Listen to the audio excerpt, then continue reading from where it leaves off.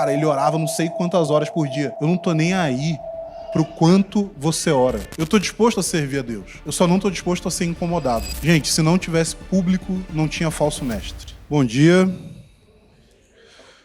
Gente, eu vou tentar pregar a mesma coisa que eu preguei no culto anterior e eu não vou conseguir. Já te aviso desde já. Então, é bom que quem estava nos dois não fica assistindo reprise. E antes da gente ler, eu queria te falar o seguinte. O motivo dessa mensagem aqui é porque algum tempo atrás eu comecei a refletir sobre como que havia uma certa incoerência entre algumas das preocupações que a gente tem, que eu acredito que são preocupações válidas e saudáveis, mas que elas eram aparentemente contraditórias com coisas que são trazidas para nós na Escritura.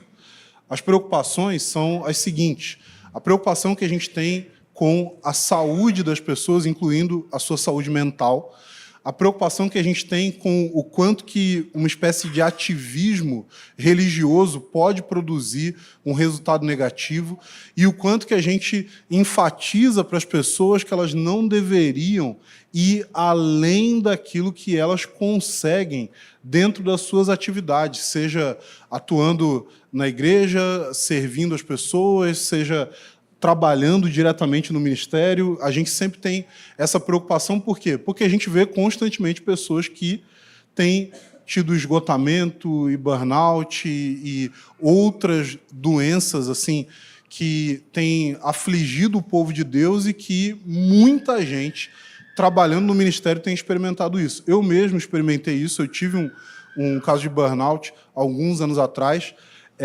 e pensando sobre isso e tendo essa preocupação, a gente sempre tem tentado ser cuidadoso ao falar para as pessoas: olha, cara, não vai além do seu limite, cuida disso daqui, você precisa cuidar da sua família, você não pode atuar no ministério de uma forma que você esqueça da sua família, sendo negligente e tal. E aí a gente se preocupa muito com essa parte e acaba que todo mundo está muito consciente das suas próprias limitações, do que deve e do que não deve fazer, do quanto que algo leva você até o limite. E eu comecei a pensar sobre como que isso parece, às vezes, ir de encontro ao que a Bíblia mostra para nós sobre a vida de pessoas que andaram com Deus.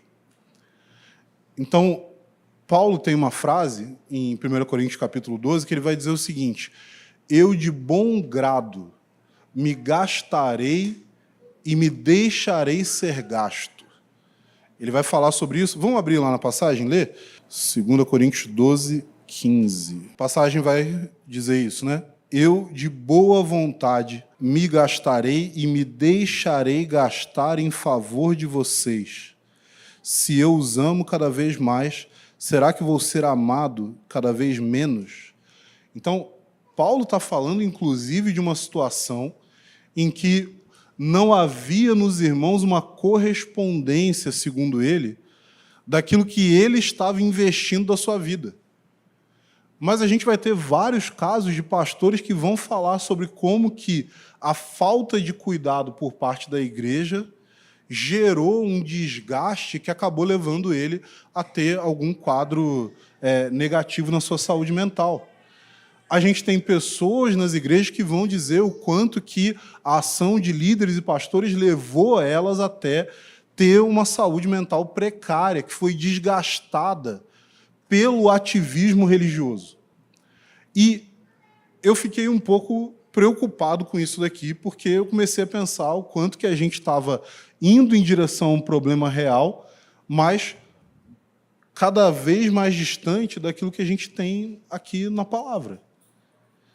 E como que a gente resolve isso? Como que a gente lida com essa situação?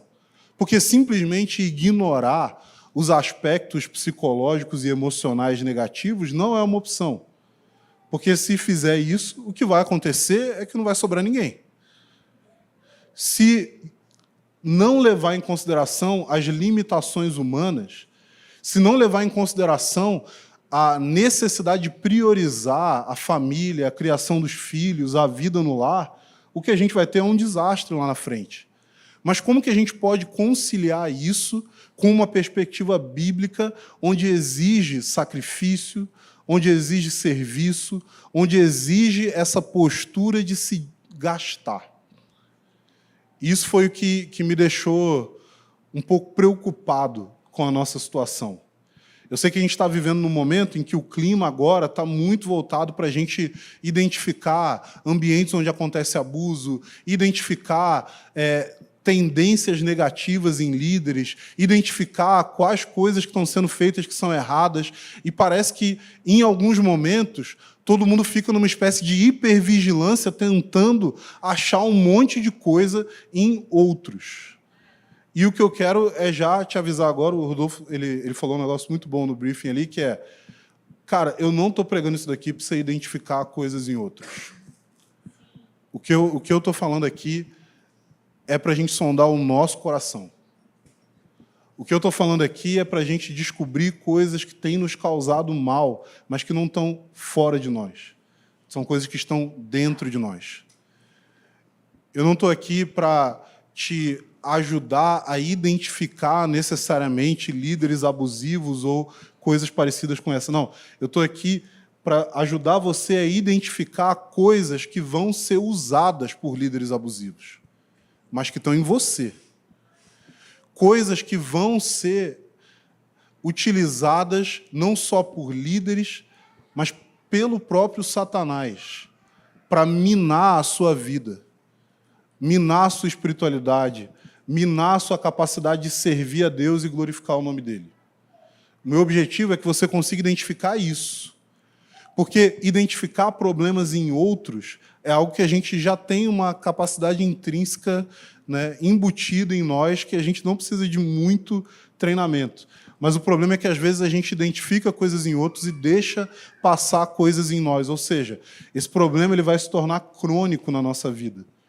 Porque, como eu gosto de citar, o grande filósofo disse, eu tentei fugir de mim, mas aonde eu ia, eu estava. Né? Para quem não conhece literatura clássica, né, quem falou isso foi o Tiririca.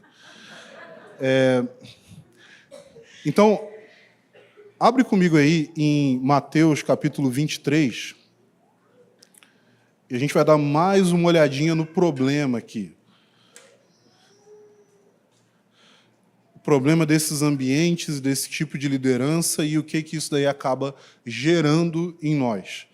Então, Mateus capítulo 23, a partir do verso 1, diz assim, então Jesus falou às multidões e aos seus discípulos, na cadeira de Moisés se assentam os escribas e os fariseus, portanto, façam e observem tudo o que eles disserem a vocês, mas não os imitem em suas obras, porque o que dizem, não fazem. Atam fardos pesados, difíceis de carregar e os põem sobre os ombros dos outros, mas eles mesmos nem com o dedo querem movê-los. Praticam todas as suas obras a fim de serem vistos pelos outros, pois alargam os seus filactérios e alongam as franjas de suas capas. Gostam do primeiro lugar nos banquetes e das primeiras cadeiras nas sinagogas, das saudações nas praças e de serem chamados mestre. Mas vocês não serão chamados de mestre, porque um só é o mestre de vocês e todos vocês são irmãos. Aqui na terra, não chamem ninguém de pai, porque só um é o pai de vocês, aquele que está nos céus. Nem queiram ser chamados de guias, porque um só é o guia de vocês, o Cristo, mas o maior entre vocês será o servo de vocês. Quem se exaltar será humilhado, e quem se humilhar será exaltado. Ai de vocês, escribas e fariseus hipócritas, porque vocês fecham o reino dos céus diante das pessoas, pois vocês mesmos não entram, nem deixam entrar os que estão entrando. Ai de vocês, escribas e fariseus hipócritas, porque vocês devoram a casa das viúvas e para os justificar fazem longas orações. Por isso vocês sofrerão juízo muito mais severo. Ai de vocês, escribas e fariseus hipócritas, porque vocês percorrem o mar e a terra para fazer um prosélito, e uma vez feito, o tornam filho do inferno 2 vezes mais do que vocês. O que eu quero falar aqui com vocês não tem a ver com a gente identificar quem foram os escribas e os fariseus na nossa vida, mas é para identificar o quanto que eles nos tornaram filhos do inferno. Aí é para identificar o quanto há de resquício no nosso coração de uma religiosidade que nos causa mal e que causa mal a todas as pessoas ao nosso redor. A gente pode facilmente buscar quais são os sinais de problemas que tem com outras pessoas, mas, gente, como é difícil olhar para si mesmo. A gente foi meio que treinado para não admitir prontamente os nossos erros, para não partir do pressuposto que a gente está errado, para tentar se defender e se justificar e tentar arrumar desculpas. Mas a realidade é que o que a Bíblia ensina sobre nós, sobre o ser humano, independente de ser ou não crente, é que nós somos pecadores. Então não é uma questão de você tentar entender se você está errado ou não. É questão de entender no que você está errado hoje. E eu sei que é muito fácil a gente falar isso. É muito fácil afirmar a doutrina. É muito fácil falar da maldade humana. É muito difícil admitir os próprios erros. É muito difícil falar de quais são os problemas do seu coração. Eu ouço as pessoas afirmando e ficando, às vezes, até impactadas e falam, cara, eu vi aquela aula que fala que o homem é mau. Nossa, como me confrontou. Sabe uma coisa que eu não vi ninguém falar até hoje? Alguém chegar e falar assim, eu assisti aquela aula lá que falou que o homem é mau, e aí eu vi que eu tenho inveja de fulano. Eu assisti aquela aula lá que fala que o homem é mau, e aí eu vi que eu cobiçava a mulher do outro. Eu assisti aquela aula lá que você fala que o homem é mau, e aí eu percebi que as minhas motivações para tentar buscar um ministério eram puramente egoístas e por desejo de afirmação. Isso daí eu não vi ainda. Alguém admitir, porque você dizer que é mau é uma coisa. Agora, me diz por quê. Você sabe o que torna você mal? Você consegue admitir isso? Você tem a capacidade de reconhecer os seus pecados, não só para outras pessoas. Eu não estou falando nem de confissão aqui, gente. Eu estou falando de admitir para si mesmo. Porque, às vezes, a nossa busca por uma melhor teologia, a nossa busca por mais devoção, a nossa busca por uma melhor forma de viver para a glória de Deus, faz com que a gente se torne profundamente arrogante. E a gente consegue admitir todos os erros dos outros, mas nenhum dos nossos. A passagem aqui fala a respeito dos escribas e dos fariseus e como que a motivação do coração deles tem a ver com receber algo dos homens. A gente poderia facilmente fazer um paralelo aqui entre muitas circunstâncias. A gente vê abuso, ativismo, onde a gente vê doenças sendo causadas, destruição de famílias. Mas o que a gente tende a não perceber é como líderes abusivos capitalizam em cima das carências emocionais de cada um de nós. Como que a gente busca, às vezes, um tipo de validação que é exatamente o caminho que pode ser percorrido por alguém que quer tirar proveito de você. E a verdade é que a gente não precisa que um líder, um pastor ou alguém tire proveito disso. Por quê? Porque Satanás tira.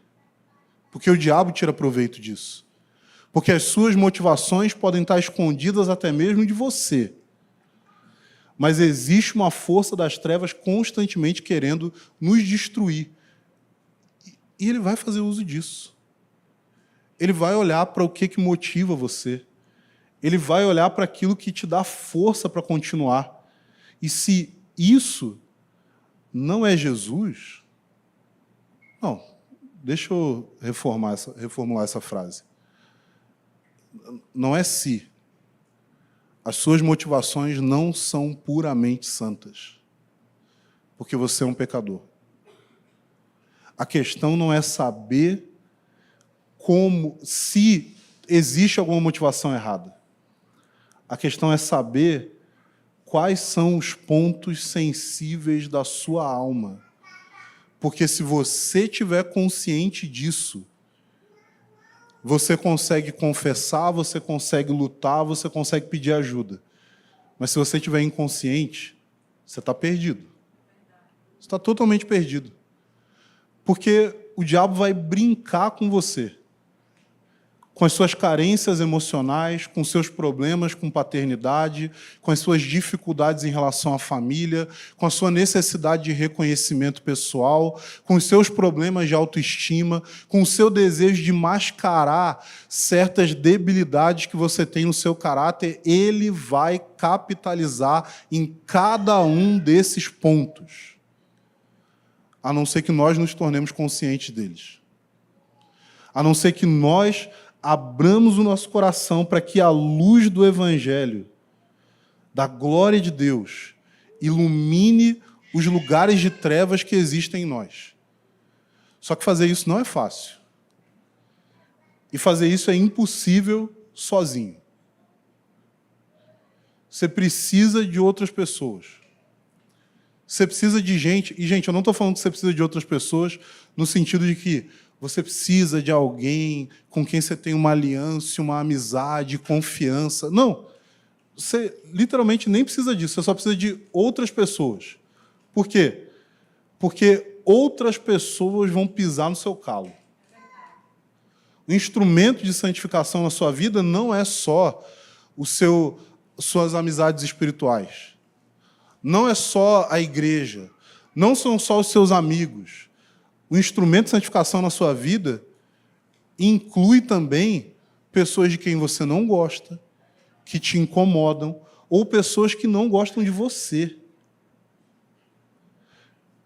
Às vezes a gente fica na expectativa que assim, o que vai me causar santificação são pessoas em quem eu confio. Não. Às vezes o que vai te gerar santificação é gente que você odeia. Porque aí você vai precisar aprender a amar. Você vai precisar aprender a perdoar. Você vai precisar aprender a ter paciência. Você vai precisar aprender a contar única e exclusivamente com a aprovação que vem de Deus. Porque talvez a pessoa que está aqui perto de mim é alguém por quem eu não me sinto aprovado. Mas existe sempre um caminho aberto. A partir do momento que nós ignoramos as feridas do nosso próprio coração e tentamos consertar os nossos problemas através de coisas que nós recebemos dos homens. Se você trabalha, se você se santifica, se você ora, se você atua no ministério, se você serve outras pessoas, querendo buscar a aprovação de homens, é só isso que você vai ter. Só isso. Se você está fazendo por pessoas, são eles que vão poder te recompensar. Mas se você está fazendo porque, de fato, seu coração está voltado para Jesus, aí sim você tem recompensa dele. Não quer dizer que não vai ferir a gente. Não quer dizer que não vai doer. Não quer dizer que não vai ser difícil, que não vai causar tristeza, dor. Não quer dizer que não vai demorar um tempo considerável, às vezes, para que certas coisas passem. Mas quer dizer que a gente vai ter a clareza de saber qual é o caminho que a gente está seguindo. As carências emocionais, elas sempre vão ser exploradas. Porque quando a gente não tem consciência delas, a gente oferece elas para que outros explorem. A gente está prontamente ali diante da pessoa para que ela possa se servir dos problemas que nós carregamos no nosso próprio coração. Só que uma coisa que acontece constantemente é que, ao carregar essas feridas no nosso coração, nós encontramos, às vezes, lugares, espaços, onde a gente pode dar vazão para isso, onde pessoas concordam conosco, e aí a gente começa a viver uma coisa que eu vou chamar aqui de um farisaísmo reverso. O que é o farisaísmo reverso? A gente fala assim, cara, eu não quero ser mais ativista, porque antes eu era ativista, eu não quero mais entregar minha vida para um projeto pessoal de uma outra pessoa. Agora Jesus me libertou dessa religiosidade, e agora eu estou livre para viver única e exclusivamente para mim. Agora eu estou livre. Agora eu só vou pensar nos meus projetos, no meu conforto, naquilo que eu posso alcançar, naquilo que pode me deixar tendo o mínimo de incômodo e um máximo de prazer. E é para isso que eu vou dedicar a minha vida. E aí, além de eu dedicar a minha vida para isso, eu ainda vou encontrar uma igreja onde eu quero que os irmãos também me auxiliem nisso. Por quê? Porque pode ser que na minha busca pelos meus próprios propósitos eu me sinta solitário. Então eu vou precisar de gente. Pode ser que na minha busca pelo meu próprio prazer e conforto eu vou ficar desanimado. Então eu preciso de pessoas para que eu possa me relacionar, para que elas me deem ânimo. Então a gente junta um pensamento que tem a ver com vida de comunidade, mas que também tem a ver com carências do nosso interior, e a gente junta isso com a busca por uma vida o mais confortável possível, com o máximo de prazer possível. Mas tudo isso sendo buscado moderadamente. Isso é um engano dentro do evangelicalismo geral. As pessoas acreditam que assim, olha, se eu sou casado, sou fiel à minha esposa, cuido dos meus filhos, trabalho honestamente, ganho meu dinheiro, cara, eu desfruto dos prazeres dessa vida moderadamente. A Bíblia fala alguma coisa contra isso? Não. Não tem nada de errado nisso. Não tem nada de errado em você desfrutar da sua família, dos seus amigos, dos seus filhos. Não tem nada de errado de você desfrutar do fruto do seu trabalho. Não tem nada de errado com a coisa em si. Mas a realidade é que, quando a gente fala a respeito de um indivíduo viver uma vida hedonista, ou seja, uma vida que busca os prazeres, a gente geralmente imagina aquela pessoa que está buscando prazeres desenfreadamente. Mas a realidade é que o hedonismo, enquanto filosofia, ele pregava não a busca de prazeres desenfreados, ele pregava a busca de prazeres moderadamente. Sabe por quê? Prazeres desenfreados destroem você. É burrice buscar isso. É burrice. É burrice você se arrebentar usando droga. É burrice você, assim, mergulhar numa vida de alcoolismo. É burrice você viver uma vida de promiscuidade. Isso daí não são coisas que trazem verdadeira alegria e satisfação. Mas sabe o que traz alegria e satisfação? É ter uma família, é estar junto com alguém que você ama. E o que a gente tem feito, muitas vezes, é pregar esse estilo de vida, que é de fato hedonista, ou seja, eu vou buscar os prazeres moderadamente para que eles durem o máximo possível. E a gente acha que esse moralismo se chama cristianismo. A gente acha que desfrutar dos prazeres moderadamente como centro da minha vida é ser um bom cristão. A gente acha que, não, mas eu não estou me embriagando, não estou me drogando, não estou me prostituindo, não estou fazendo nada disso, olha, eu estou só curtindo coisas que são boas de maneira moderada, sendo sábio, e eu sou um excelente cristão por isso. Não. Não é isso que a Bíblia vai dizer. É exatamente isso que a Bíblia está se referindo quando Paulo diz que se a nossa esperança em Cristo for apenas para essa vida, nós somos os mais miseráveis de todos os homens. Porque Paulo está dizendo o seguinte, olha, se Cristo não ressuscitou, não tem ressurreição, então comamos e bebamos que amanhã morreremos. Paulo não falou assim, gente, então vamos para uma orgia. Não, ele falou assim, ó, eu vou comer, eu vou beber, eu vou desfrutar da vida.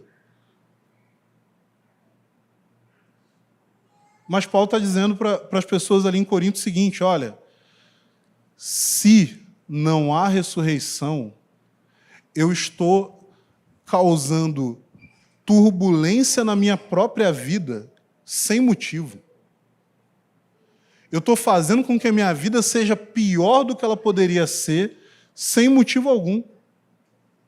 Eu poderia ter mais conforto, eu poderia ter mais dinheiro, eu poderia ter mais prazer, eu poderia ter mais tranquilidade. E Paulo está dizendo, mas eu não tenho essas coisas porque eu creio na ressurreição.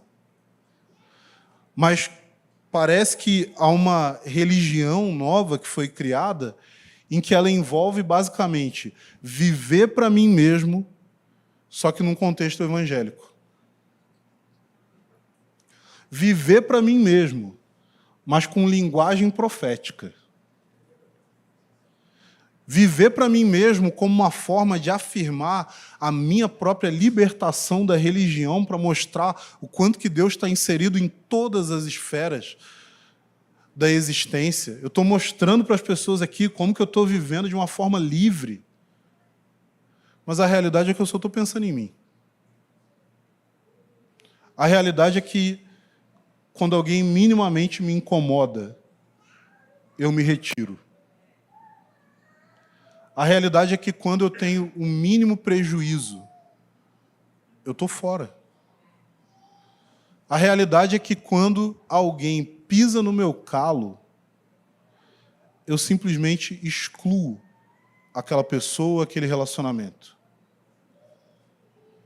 A realidade é que eu não estou disposto a ter minha vida incomodada, atrapalhada, complicada por causa de Jesus. Sabe para que eu estou disposto? Eu estou disposto a ter tudo isso pelo ministério. Eu estou disposto a ter tudo isso por retorno financeiro. Eu estou disposto a pagar um preço alto se isso envolve reconhecimento. Sabe por quê? Porque em ambientes onde você tem uma liderança predatória, você tem pessoas capitalizando e explorando carências emocionais alheias. Mas no ambiente que nós geralmente desfrutamos, o que a gente mais tem são as nossas carências emocionais funcionando como fator motivador para as nossas ações. Eu atuo, eu sirvo, eu faço, eu me gasto, eu estou disponível. Mas lá na frente eu quero reconhecimento. Lá na frente eu quero suprir aquele negocinho que tem no meu coração, que vai me dizer que eu tenho valor. Lá na frente eu quero receber algo em troca. Porque, na realidade, eu não estou fazendo só para Jesus. Eu estou fazendo, talvez, um pouco para Jesus, mas eu estou fazendo para esse líder aqui. E eu quero o reconhecimento dele. Ou eu estou fazendo para essa comunidade aqui, e eu quero que eles me tragam algum retorno, alguma coisa em troca. E aí, quando a gente faz isso, ao invés de ter um predador correndo atrás de como explorar as nossas carências, nós mesmos estamos o tempo todo oferecendo elas a quem der o lance mais alto. Mas percebe que não é isso que Jesus quer para nós? Porque nós fomos libertos da escravidão do pecado, mas nós nos colocamos em escravidão de pessoas por causa do nosso próprio coração pecaminoso.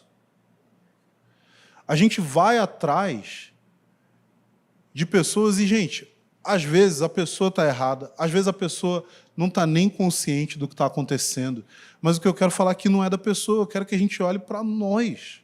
Eu quero que a gente sonde o próprio coração. Fala assim, cara, por que eu estou fazendo isso?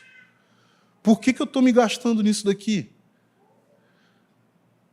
Será que eu posso afirmar, como Paulo, eu de boa vontade, eu vou me gastar e me deixar ser gasto. De boa vontade. De boa vontade significa eu não vou guardar mágoa das pessoas. De boa vontade significa eu não vou ter minha autoestima destruída pela resposta das pessoas a quem eu estou servindo. De boa vontade significa o meu coração pertence a Jesus. e ele está guardado, ele está escondido em Cristo. Então eu posso amar outros de maneira sacrificial, com o amor de Jesus. Eu sei que eu não tenho esse amor. Eu não tenho amor suficiente dentro de mim para isso. Mas eu sei que Jesus tem. E eu sei que Ele pode me impulsionar a viver, a servir, a me gastar. Eu sei que a vida dele é suficiente para sustentar a minha vida. Mas o que tem acontecido é que nós somos constantemente tentados. E eu lembro, há bastante tempo atrás, eu ouvindo uma pregação do John Piper, e aí o Piper falou o seguinte, ele falou, olha, o quão difícil é ser cristão nos Estados Unidos da América. E ele estava falando, e obviamente a gente sabe que não tem perseguição, não tem gente querendo te degolar por sua fé, mas sabe o que ele estava falando? Ele estava falando assim, é muito conforto. Você não paga preço nenhum por ser crente. Pelo menos não de maneira compulsória. Você não paga preço nenhum. E, gente, isso é válido para os Estados Unidos, mas é válido aqui também. A gente, às vezes, reclama de coisas e fala assim, porque o Brasil isso, o Brasil aquilo. Gente, eu acho que o Brasil tem tanta coisa boa que eu acho, às vezes, que Deus deu os governantes que deu para segurar o nosso orgulho. Talvez a gente ia virar uma coisa pior do que outros colonizadores aí, porque tem tanta coisa boa nesse país que eu acho que Deus falou assim, não, eu vou botar um freio aqui, ó. Vocês vão ter, vocês vão ter praia, vocês vão ter montanha, vocês vão ter abundância de todo tipo de comida, de fruta e tal, mas vocês não vão saber votar. Nunca. Sabe? Assim, vocês não vão conseguir. Vai dar um comichão. Não, eu voto naquele ali. Me engana. Ele vai ficar assim, me engana. Mas o país vai ser uma maravilha. Mas votar não vai dar certo com vocês. Eu não sei o que acontece. Talvez é uma limitação que Deus pôs, né? Mas gente, a gente tem muita coisa boa. Só que isso pode fazer com que a gente seja negligente em muita coisa também. Eu sei que nem todas as pessoas têm acesso a tudo que nós temos. Mas se você está numa posição de ter a possibilidade de ter uma casa, de se locomover livremente, de ter o que comer, de ter o que vestir, de ter pessoas com quem se relacionar, de ter uma família, você tem a possibilidade de acesso a muitas coisas que são negadas a outros. E, em alguns casos, em alguns lugares, essas coisas são negadas a partir do momento em que alguém se converte a Cristo. Mas isso não acontece com a gente. E a questão é que o fato de isso não acontecer pode fazer com que a gente pense que é compatível amar essas coisas mais do que nós amamos Jesus e permanecermos cristãos. O que determina se o seu Deus é Cristo ou o seu ventre é como você vive a sua vida. É como você gasta o seu tempo. É como você gasta o seu dinheiro. É como você gasta as suas forças. E a gente precisa entender que, gente, a forma como a gente demonstra a realidade do nosso amor a Cristo tem a ver com como nós amamos as pessoas ao nosso redor. Eu não posso estar disposto a me gastar por Cristo se eu não estou disposto a me gastar pelo meu irmão ou pelo meu próximo.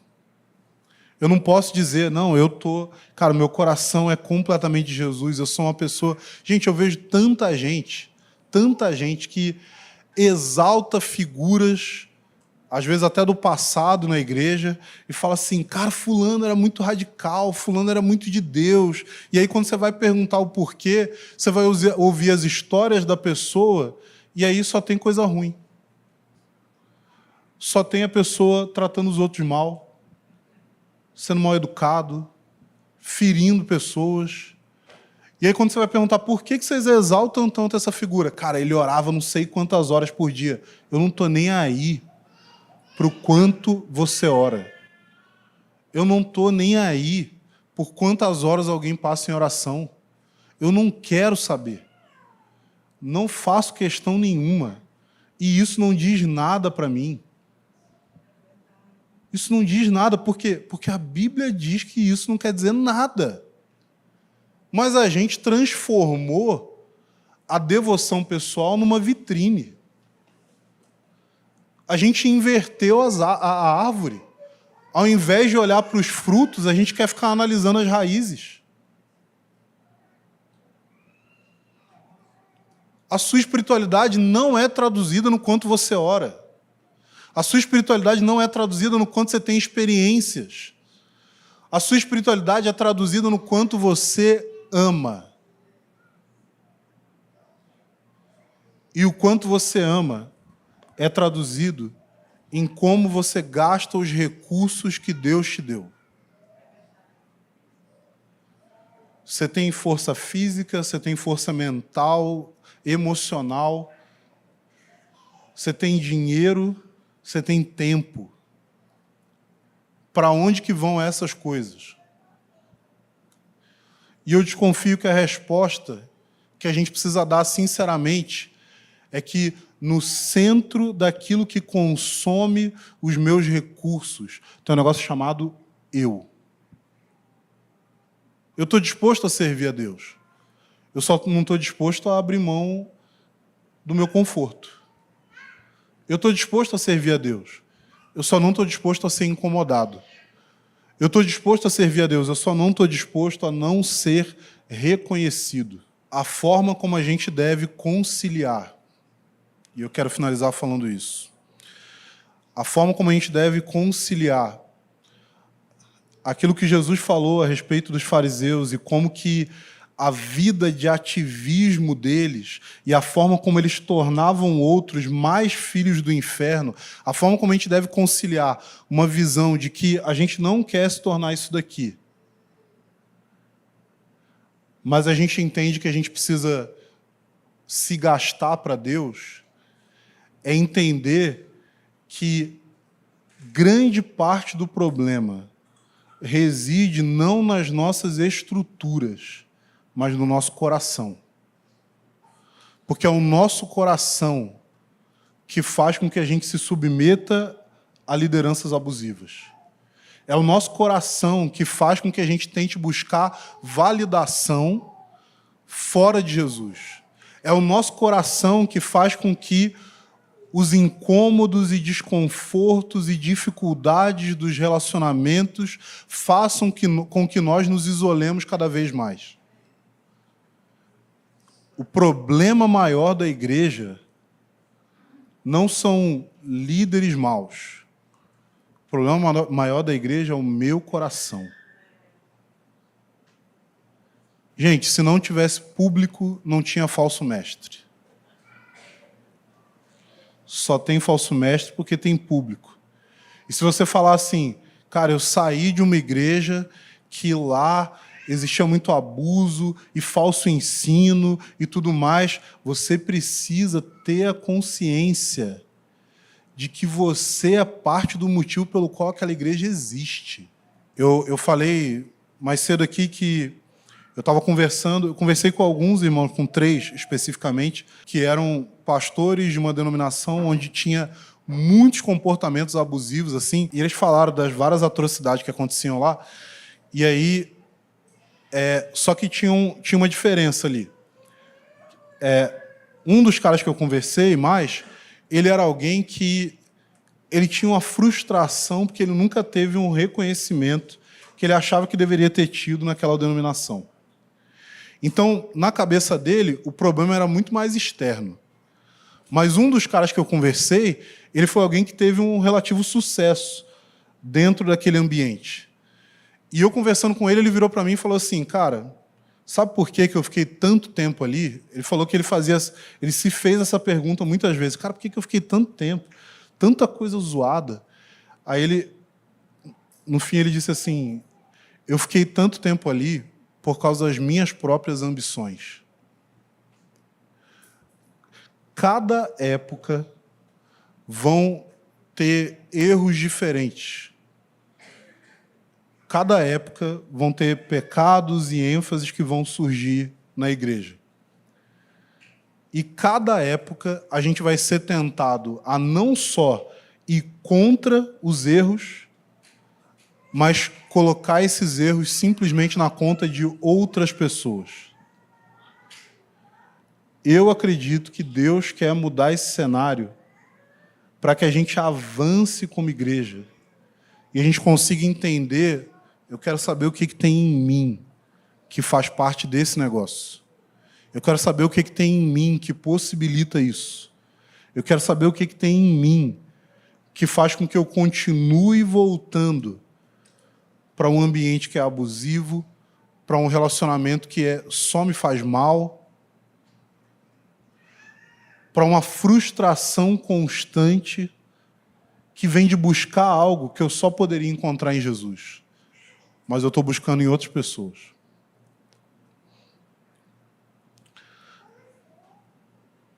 A nossa vida, se ela for vivida para Cristo, ela encontra satisfação. Mas se ela for vivida para nós mesmos, isso daí se torna um buraco sem fundo. E é importante, gente, saber que eu não estou falando essas coisas para você avaliar se você tem esse problema ou não. Eu estou afirmando que você tem. Eu estou afirmando que nós temos. Porque isso faz parte da nossa natureza pecaminosa. Não é você descobrir se tem algo de errado. É descobrir o quê. E por isso que eu falei que, às vezes, nós precisamos de outros. Porque, às vezes, eu não tenho a sensibilidade necessária para perceber as doenças do meu próprio coração. E eu preciso que o outro ou me confronte, ou, no mínimo, me incomode o suficiente para essas coisas virem para fora.